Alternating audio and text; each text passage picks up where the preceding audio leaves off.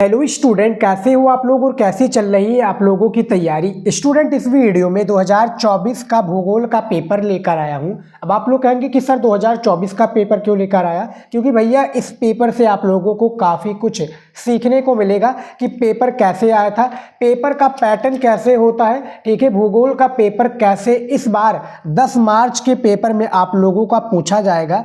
इस वीडियो में आप लोग पूरी जानकारी ले लोगे और इससे भी काफ़ी क्वेश्चंस में बात करूं स्टूडेंट, 60 से 70% लगभग क्वेश्चन में बात करूं स्टूडेंट तो इस पेपर से भी पूछे जाएंगे। तो 70 में 70 फोड़ना चाहते हैं तो आपको प्रीवियस ईयर पेपर भी तैयार करना पड़ेगा और इस पेपर के बताए गए क्वेश्चंस को भी आपको पढ़ना पड़ेगा। तो यहाँ पर देखिए अनुक्रमांक रहेगा आपका 10 अंक का और बच्चे का नाम लिखा है नितिन शर्मा। आपका जो नाम होगा जब आप पेपर देने जाएंगे तो वहाँ पर आपका नाम होगा। ठीक है, उसके बाद में देखिए मुद्रित पृष्ठ संख्या 8+2 मानचित्र से संबंधित भी आपके पूछे जाएंगे। पेपर कोड आप देख सकते हैं 322 ई की पेपर कोड है, ऐसे ही पेपर कोड आपका रहेगा। ठीक है, 2024 का पेपर है भूगोल का, क्लास 12 जियोग्राफी का। ठीक है, समय आपको दिया जाएगा पेपर में 3 घंटे 15 मिनट। 3 घंटा पेपर को हल करने के लिए और ये पेपर को अच्छे से पढ़ने के लिए आपके पास 15 मिनट का टाइम रहेगा। पूर्णांक आप लोगों का जो है जियोग्राफी भूगोल का 70 नंबर का पूर्णांक होता है। अब देखिए इसमें निर्देश देखिए, यहाँ पर पेपर पैटर्न आप लोग समझिए अच्छे से। निर्देश देखिए कैसे पूछा गया है। सबसे पहला इसमें यही है कि 15 मिनट पेपर को अच्छे से पढ़ना है। दूसरा पॉइंट है कि सभी प्रश्न अनिवार्य है। तीसरा पॉइंट यहाँ पर देखिए स्टूडेंट दिया हुआ है कि प्रश्न संख्या 1 से 8 तक बहुविकल्पीय प्रश्न है, प्रश्न संख्या 9 से 16 तक अति लघु उत्तरीय प्रश्न है जिनका प्रत्येक उत्तर लगभग 20 शब्दों में, और प्रश्न संख्या 17 से 22 तक लघु उत्तरीय प्रश्न 1 है। यहाँ पे देखिए प्रश्न है जिनका प्रत्येक उत्तर लगभग 50 शब्दों में, और प्रश्न संख्या 23 से 24 तक विस्तृत उत्तरीय प्रश्न है जिनका प्रत्येक उत्तर लगभग आप लोगों को 150 शब्दों में देना है। प्रश्न संख्या 25 से 26 तक मानचित्र संबंधित प्रश्न आपके पूछे जाएंगे इस पेपर में, और जो आने वाला पेपर है 10 मार्च को उसमें भी आपके मानचित्र प्रश्न होंगे। उसके बाद में हमारा अगला पॉइंट है चौथा नंबर कि सभी प्रश्नों के लिए निर्धारित अंक उसके सम्मुख अंकित है। यानी जितने भी प्रश्न आपके होंगे कि भैया एक इतने नंबर का है, जैसे बहुविकल्पी 1 नंबर का एक प्रश्न होता है, फिर आपके भूगोल में अति लघु उत्तरीय का 2 नंबर का एक प्रश्न होता है, उसी तरीके से यहाँ पर सामने दिया होगा कि भैया 1 नंबर का है 2 नंबर का है। मैं आगे आपको पूरा बताऊंगा। उसके बाद में पांचवा पॉइंट है कि उपयुक्त रेखा मानचित्र एवं आरेखों द्वारा अपने उत्तरों की पुष्टि कीजिए। यानी जो आपके उत्तर है उसको क्या करना है, आपको उत्तरों की पुष्टि करना है। तो ये कुछ इस इंपॉर्टेंट निर्देश दिया हुआ है जो आप लोगों को पढ़कर जाना है। ठीक है, इतना समझ में आ गया, आपको क्लियर हो गया। अब चलिए देख लेते हैं बहुविकल्पीय प्रश्न। ठीक है, टोटल आपके पेपर में 8 बहुविकल्पीय प्रश्न पूछे जाते हैं जो कि एक एक नंबर का बहुत ही इंपॉर्टेंट होता है। ठीक है, और ये 2024 का पेपर है, इससे काफ़ी कुछ आप लोगों को सीखने को मिलेगा, क्योंकि जो आपका 10 मार्च को पेपर होने वाला है भूगोल का, ऐसे ही सेम टू सेम पेपर का पैटर्न रहेगा, कुछ भी चेंज आपका नहीं रहेगा। चेंज रहेगा बस क्वेश्चंस, आपका क्वेश्चन से चेंज होगा। जो कि मैं जो तैयारी करा रहा हूँ उसी से क्वेश्चन पूछा जाएगा, बाहरी नहीं पूछा जाएगा। यहाँ पर दिया हुआ कि निम्नलिखित प्रश्नों में से सही उत्तर अपनी उत्तर पुस्तिका में लिखिए। यानी जो उत्तर होगा आपको उत्तर पुस्तिका में लिखना पड़ेगा। सबसे पहला प्रश्न दिया हुआ है कि निम्नलिखित विद्वानों में से किसने नवनिश्चयवाद की संकल्पना प्रस्तुत की। तो निम्नलिखित विद्वानों में भैया ग्रिफ्थ टेलर हो जाएंगे।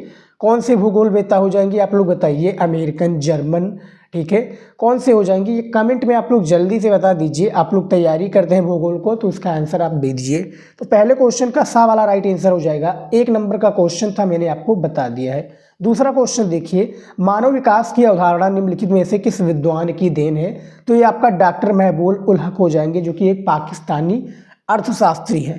ठीक है, या पाकिस्तानी भूगोलवेत्ता इसको भी आप कह सकते हैं। तो ये 1 नंबर का क्वेश्चन है, यहाँ पर भी आप इसका देख सकते हैं। जो आपका तीसरा चैप्टर है शायद मानव विकास, उससे लिया गया क्वेश्चन है। ठीक है, आप लोगों को मैंने इसको ऑलरेडी पढ़ा दिया है। इस पेपर में जितने भी प्रश्न आप लोगों को मिलेगा मैंने अपने वीडियोज के थ्रू सारी चीज़ों को पढ़ा रखा है।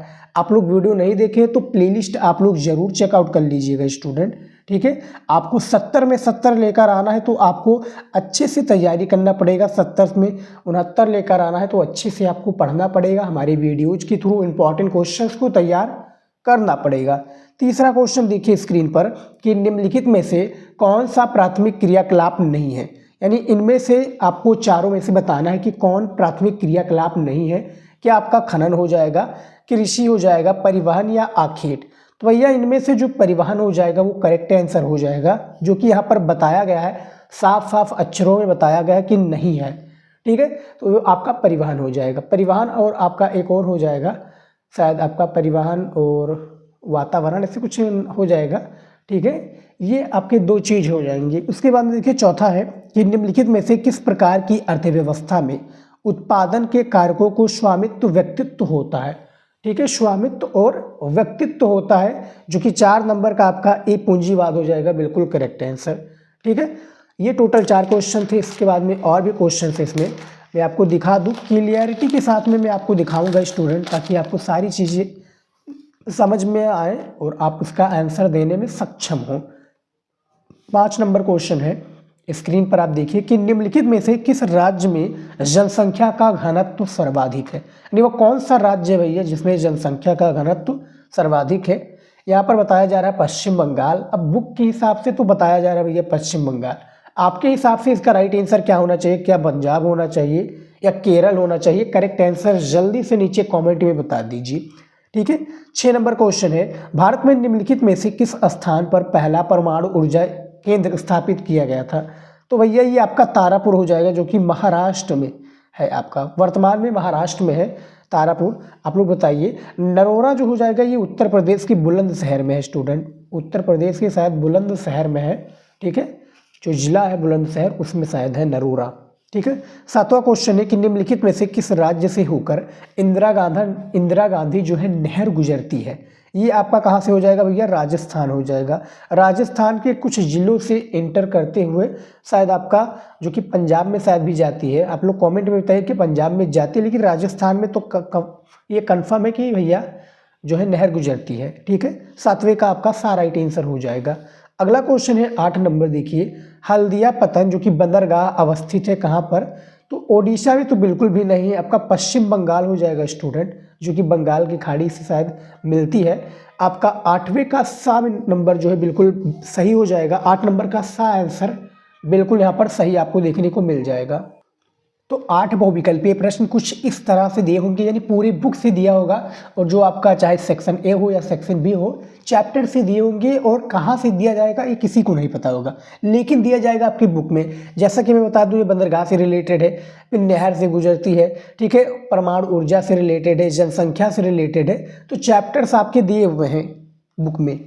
ठीक है, उसके बाद में देखिए अब आ चुका है अति लघु उत्तरीय प्रश्न, जो कि 2 नंबर का एक प्रश्न होता है। 8 क्या है, एक प्रकार से टाइप के 8 क्वेश्चन दिए होते हैं, 2 नंबर का एक होता है। 16 नंबर यहाँ पर भी आपको देखने को मिल जाएगा। ठीक है, देखिए 9 नंबर क्वेश्चन है कि मानव भूगोल के विषय क्षेत्र की व्याख्या कीजिए। अब मानव भूगोल के जो विषय क्षेत्र है कई सारे हैं, इसका आपको क्या करना है? व्याख्या करना है। ठीक है, इसका वीडियो आपको पूरा चाहिए तो 22 स्टडी नॉलेज लगाकर आप यूट्यूब पर सर्च करेंगे, आपको मिल जाएगा। ठीक है, अगला देखिए यहाँ पर स्टूडेंट 10 नंबर क्वेश्चन कि मानव संसाधन से क्या तात्पर्य है। जो मानव संसाधन है इससे क्या तात्पर्य है, इसका परिभाषा आप लोगों को देना है। ठीक है, उसके बाद में देखिए यहाँ पर 11 नंबर क्वेश्चन कि लिंग अनुपात कैसे निर्धारित किया जाता है, कि भैया लिंग अनुपात है। ठीक है, ये भी आपका शायद सेकंड चैप्टर में सेकंड या थर्ड चैप्टर में, हाँ सेकंड चैप्टर में आपको इसका आंसर मिल जाएगा। नहीं तो आपका जो सेक्शन ए है, सेक्शन ए के बाद में सेक्शन जो बी है उसका भी फर्स्ट चैप्टर में देखना पड़ेगा आपको इस क्वेश्चन का आंसर। ठीक है, 12 नंबर टाइप का क्वेश्चन है, देखिए कि नगरीय अपशिष्ट यानी कूड़ा प्रबंधन का वर्णन कीजिए। ये भी काफ़ी इंपॉर्टेंट क्वेश्चन है। 13 नंबर क्वेश्चन है जो चतुर्थ क्रियाकलापों की 2 सेवाओं का नाम बताइए, जो चतुर्थ क्रियाकलाप है। और 14 नंबर है 2 धात्विक खनिजों के नाम लिखिए, जो 2 धात्विक खनिज हैं, इसके बारे में बताना, क्योंकि मैंने ये सब पढ़ा रखा है। आप लोग वीडियो हमारे रेगुलर देखते होंगे तो आपको पता होगा। उसके बाद में देखिए स्टूडेंट 15 नंबर विश्व के किन्हीं 2 प्रमुख समुद्री पतन बंदरगाहों का उल्लेख कीजिए। इसके बारे में भी मैंने आप लोगों को बता रखा है। 16 नंबर है मानव विकास को परिभाषित कीजिए। जो मानव विकास है इसको परिभाषित कीजिए। तो ऐसे ही क्वेश्चन आपके पेपर में आएगा। ठीक है, उसी प्रकार के अब आ चुका है लघु उत्तरीय प्रश्न। देखिए लघु उत्तरीय प्रश्न की मैं बात करूं 17 नंबर की चलवासी पशुचारण और वाणिज्य पशुधन पालन को विभेद कीजिए। इसमें विभेद कीजिए। ठीक है, 2+2 4 नंबर का एक प्रश्न होता है। टोटल 6 प्रश्न यहाँ पर पूछे जाते हैं पेपर में। ठीक है। टोटल 6 प्रश्न, 4 नंबर का एक होता है, 6 चौके 24 नंबर आपको लघु उत्तरीय में देखने को मिल जाएगा स्टूडेंट। ठीक है। तो चलवासी पशुचारण और वाणिज्य पशुधन पालन में विभेद कीजिए। इसमें विभेद क्या है ये बताना है। 18 नंबर क्वेश्चन है, विश्व में जनसंख्या के वितरण एवं घनत्व को प्रभावित करने वाले कारकों की विवेचना कीजिए। इसमें क्या है, प्रभावित करने वाले जो कारक हैं इनकी आपको विवेचना करना है।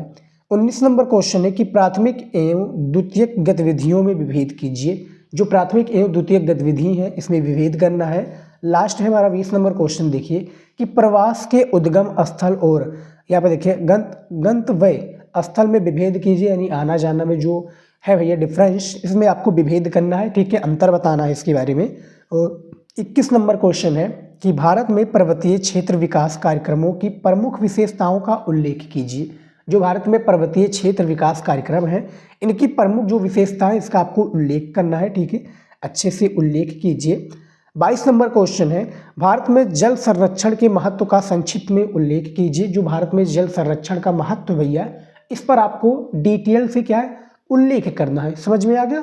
तो इसके बारे में आपको स्टेप बाय स्टेप सारी चीज़ों को बताना है।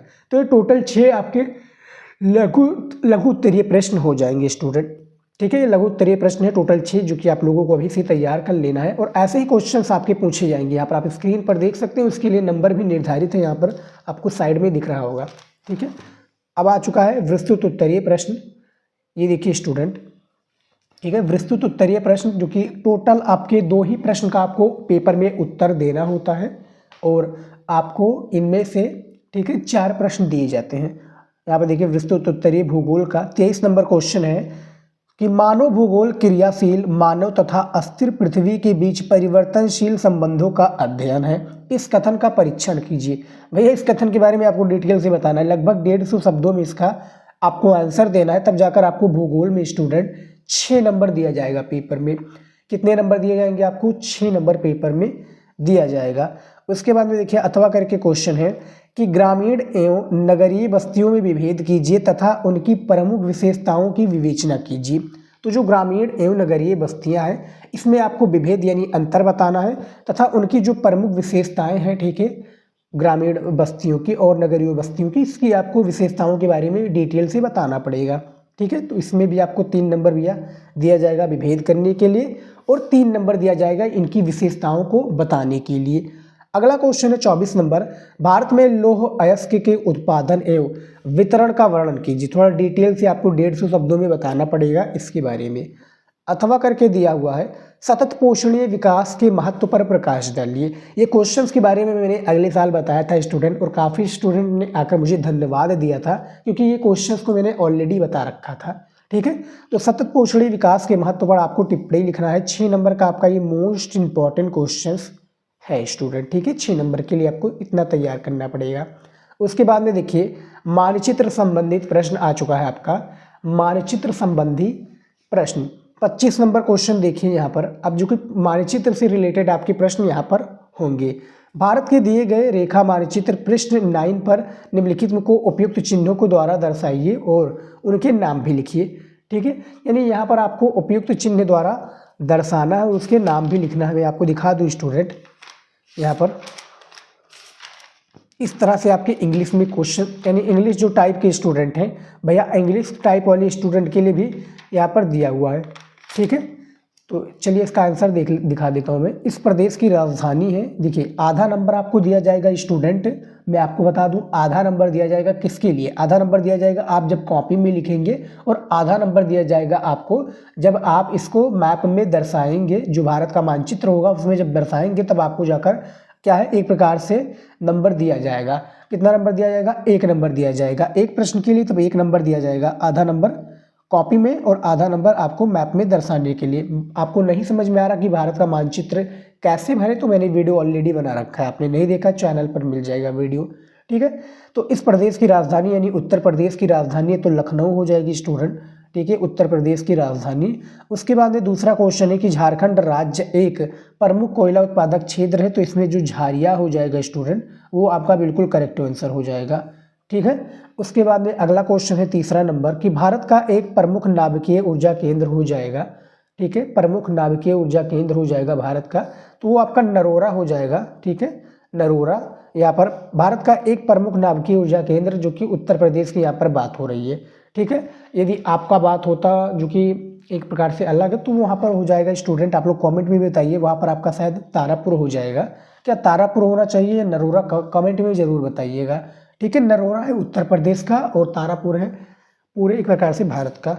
उसके बाद में देखिए चौथा क्वेश्चन है कि भारत में सर्वाधिक जनसंख्या वाला राज्य कौन सा हो जाएगा, तो उत्तर प्रदेश भैया भारत में सर्वाधिक जनसंख्या वाला राज्य है। पांचवा क्वेश्चन है भारत में न्यूनतम लिंग अनुपात वाला राज्य हो जाएगा हरियाणा, ठीक है। न्यूनतम जो अनुपात वाला है भैया लगभग 1000, ठीक है, लगभग 1000 पुरुषों पर 879, ठीक है, स्त्रियां हैं।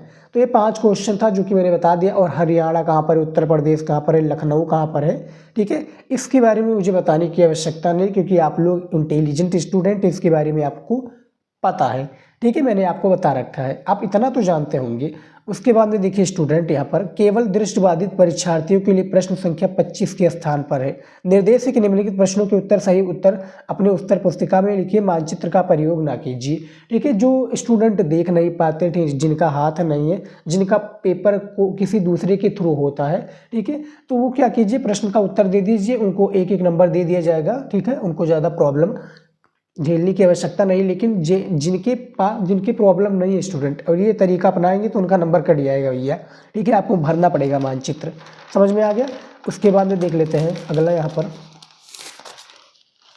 देखिए स्टूडेंट अगला यहाँ पर क्वेश्चन है, इसमें भी आधा नंबर आपको दिया जाएगा 26 नंबर में कि विश्व के दिए गए रेखा मानचित्र पृष्ठ 11 पर निम्नलिखित को उपयुक्त चिन्हों द्वारा दर्शाइए और उनके नाम भी लिखिए। सबसे पहला क्वेश्चन है कि न्यूनतम जनसंख्या वाला महाद्वीप कौन सा हो जाएगा, ओशिनिया हो जाएगा। ओशिनिया कौन, ऑस्ट्रेलिया, ओशिनिया के लीजिए ऑस्ट्रेलिया, ठीक है। दूसरा है जापान की राजधानी टोक्यो हो जाएगी, जापान की राजधानी। तीसरा है सर्वाधिक मानव विकास सूचकांक वाला देश, तो नॉर्वे हो जाएगा आपका स्टूडेंट, ठीक है, सर्वाधिक मानव सूचकांक वाला देश है। उसके बाद में देखिए चौथा है कि मध्य अमेरिका की जहाजी नहर है पनामा नहर, ठीक है, पनामा नहर हो जाएगी इसमें। उसके पांचवा है भूमध्य सागर पर स्थित एक समुद्री पत्थर बंदरगाह, तो वो कौन सा हो जाएगा भैया, वालू, यहाँ पे देखिए वालूसिया स्पेन हो जाएगा, वालूसिया, यहाँ पे देखिए वालूसिया स्पेन हो जाएगा, बिल्कुल करेक्ट आंसर, ठीक है। तो ये टोटल एक प्रकार से 5 क्वेश्चन थे जो कि विश्व के रिलेटेड थे। इसमें आपको विश्व से रिलेटेड मानचित्र भरना है और उसके बताए गए प्रश्नों का आपको उत्तर देना रहेगा, ठीक है। केवल दृष्टिबाधित परीक्षार्थियों के लिए प्रश्न संख्या 26 के स्थान पर है, जो जैसा कि मैंने बताया जो देख नहीं पाते, जिनके हाथ पैर नहीं है, हाथ नहीं है, ठीक है, और वो पेपर को दे रहे हैं भैया, तो वो प्रश्न का उत्तर केवल दे दीजिए और कॉपी में लिख दीजिए, आपको ज़्यादा कुछ करने की आवश्यकता नहीं रही है। अब देखिए यहाँ पर इंग्लिश वर्जन में है, जो भैया इंग्लिश वर्जन पढ़ रहे हैं उनके भैया इस तरह से पेपर दिया हुआ है, तो भूगोल के इस तरह से इंग्लिश वर्जन के भी छात्र दे सकते हैं पेपर। तो यहाँ पर देख सकते हैं स्टूडेंट ये पूरा पेपर किस तरह से आया हुआ था और आपको कैसे इस बार के पेपर में सॉल्व करना है। और जैसा कि मैंने क्वेश्चंस आपको दिखाए पेपर में कुछ इसी प्रकार से आएगा। आई होप कि वीडियो आपको पसंद आया, लाइक ज़रूर कर लीजिएगा। मिलता है नेक्स्ट वीडियो।